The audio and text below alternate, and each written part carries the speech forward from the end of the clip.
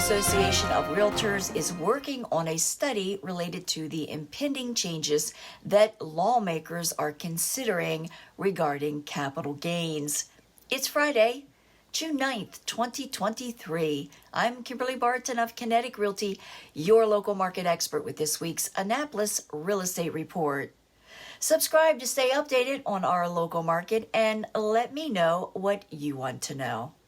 The capital gains exclusion has been the same since 1997, 26 years. While home prices have continued to increase, the exclusion cap of $250,000 for an individual and $500,000 for joint filers has remained unchanged.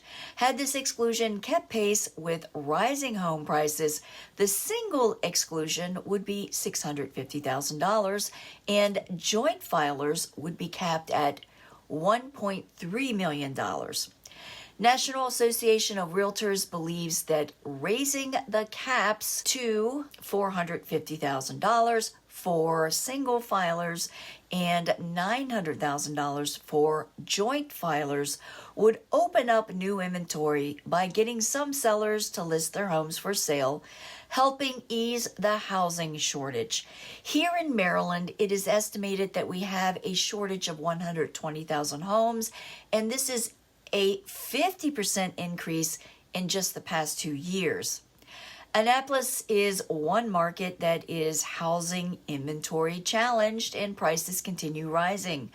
Homes for sale did rise to 109 over the past week. 11 new properties hit the market since my last report.